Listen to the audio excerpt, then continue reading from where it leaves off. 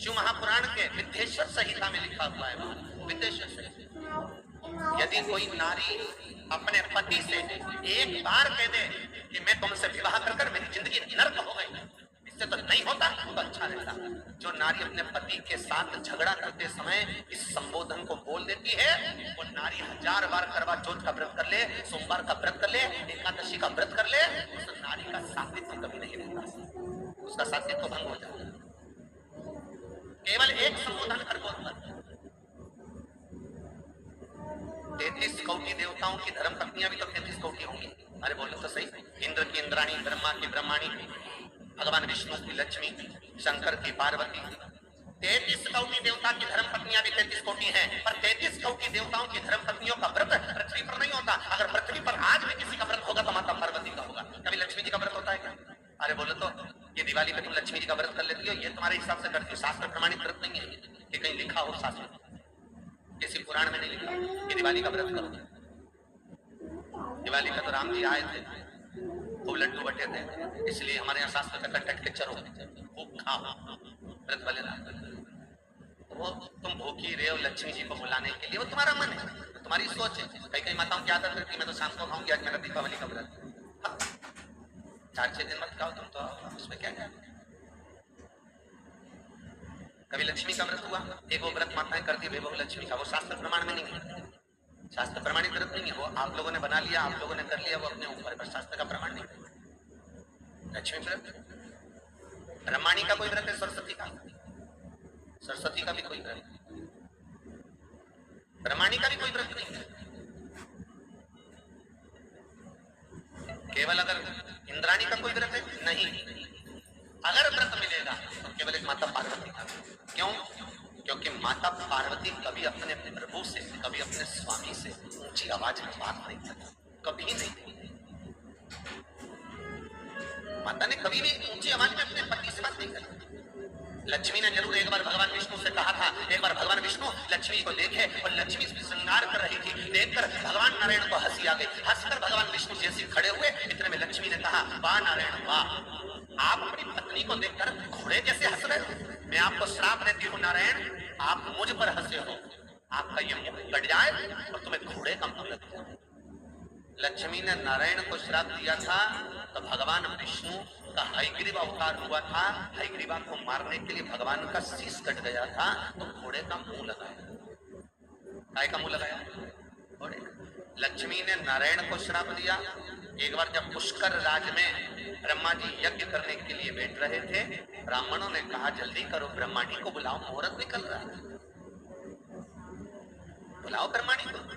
अब ब्रह्माणी तो तैयार होने में लगी, आई ब्रह्माणी को बुलाया, आती नहीं ब्रह्माणी, बस आने को तैयार होके चलो। होता है पति बेचारा गाड़ी में बैठ के हारन बजाता रहे, पत्नी बेचारी अपना रुमाल ढूंढती रहे, वो बार बार हारन बजाए, ये बार बार क्या आ रही, ब्रह्माणी भी ऐसी आ रही, बस कह रही बंदूक। इतने में देव ब्राह्मणों ने कहा मुहूर्त निकल जाएगा, तो ब्रह्मा जी ने कहा आपको जो करना है करो और यज्ञ चालू करो। इतने में ब्राह्मणों ने गाय को पकड़कर खड़ा करा और गाय माता के सामने ब्राह्मणों ने वेद की ध्वनि करना प्रारंभ करी। जैसे ही वेद की ध्वनि करना प्रारंभ करी, गाय के मुख से वेद माता गायत्री को प्रकट कर दिया और गायत्री को प्रकट कर भगवान ब्रह्मा जी के पास में गठजोड़ा बांधकर बिठा दिया। यज्ञ प्रारंभ हो गया। इतने में सरस्वती तैयार होकर आ गई। ब्रह्माणी जैसे तैयार होकर आई, ब्रह्माणी ने देखा कि मेरी जगह पर कोई दूसरा बैठा है। ब्रह्माणी क्रोध में लाल होकर बोली, हे ब्रह्मदेव, तुमने मेरे स्थान पर किसी दूसरी नारी को बिठाया है, मैं तुम्हें श्राप देती हूँ, पृथ्वी पर कहीं तुम्हारे मंदिर नहीं बने। केवल एक पुष्कर राज की भूमि पर अगर तुम्हें मंदिर बनवाना है तो एक कन्या का कन्यादान करना पड़ेगा। एक कन्या का कन्या, शास्त्र कहता है एक कन्या का कन्यादान कर दो तो भगवान ब्रह्मा का मंदिर बन गया। एक कन्या का कन्यादान कर दो तो वैकुंठ में अपनी सीट पक्की हो जाती है। एक कन्या का कन्यादान कर दो। और कई कई लोग तो बड़े भाग्यशाली होते हैं जिनकी यहाँ 4, 5, 3, 2, 1 इतनी कन्याओं का कन्यादान, मौका था। और ब्रह्मा जी ने फिर कन्यादान करा था। आपको सबको मालूम होगा, भांडेर वन में राधा जी अपने भाई मनसुख को भोजन देने आई थी। कन्या खेल रहे थे, नारद जी ने राधा और कृष्ण का विवाह भांडीर वन में कर दिया। इस विवाह को ब्रह्मा जानते हैं, राधा जानती है, कृष्ण जानते हैं, नारद जानते हैं, इसके सिवा इस विवाह को कोई नहीं जानता, बस ये जानते हैं। फिर जाकर ब्रह्मा जी का मंदिर द्वापर में बना, सत्ययुग में नहीं, त्रेता में नहीं, द्वापर में ब्रह्मा का मंदिर।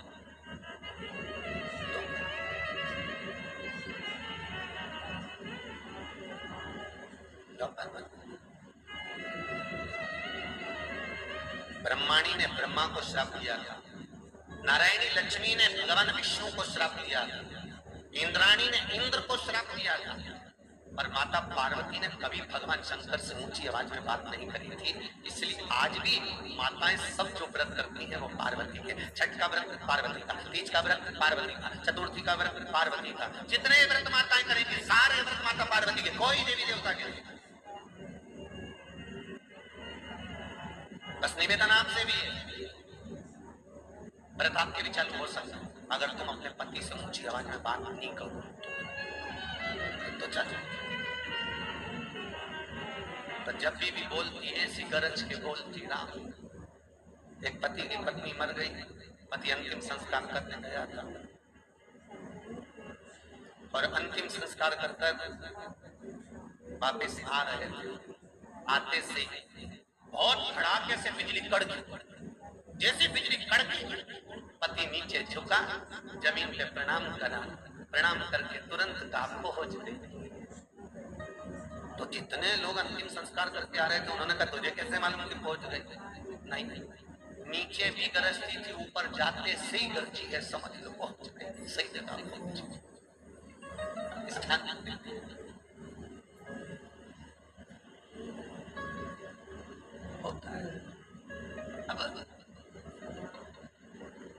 अनसुईया मैया पतिव्रता धर्म का पालन कर, अनसुईया मैया पतिव्रता धर्म का पालन करती है, पति को परमेश्वर मानती है, पति के चरणों को नमन करती है, पति के चरणारविंद का स्मरण करती है, पति के चरणों को नित्य पति प्रणाम करती है। आप में से कितनी माताएं जो अपने पति को रोज प्रणाम करती है? हाथ उठा लो।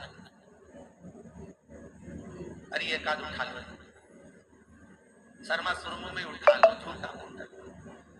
1 2 3 4 4.5 नहीं, वो 4.5 इसलिए ऊपर करा था, गिरा दिया, मैं समझ लिया चतुर्थी के दिन पड़ती होगी करवा चौथ, इतना तो मेरे को भी ध्यान देता हूँ,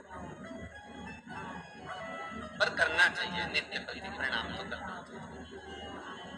अच्छा तुम मत, कभी कभी ऐसा भी होता है तुम नहीं करती वो कर लेता हूँ, कभी कभी ऐसा भी होता है, कई बार घर में जब झगड़ा होता है तो पति बेचारा कहता है मैं तेरे हाथ जोड़ू, तेरे पाँव पड़, चुप हो जा, अरे जगदम्बा हो जा, बेचारा और क्या करे तुम? अच्छा तुम बताओ इससे ज्यादा क्या करे?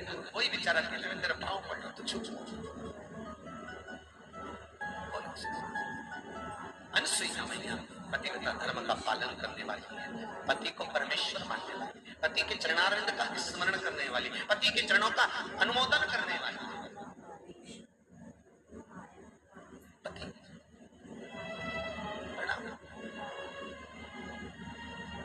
अच्छा ईमानदारी से बोलना, पत्नी पति को ज्यादा स्नेह करती है कि पति पत्नी को ज्यादा स्नेह करता है?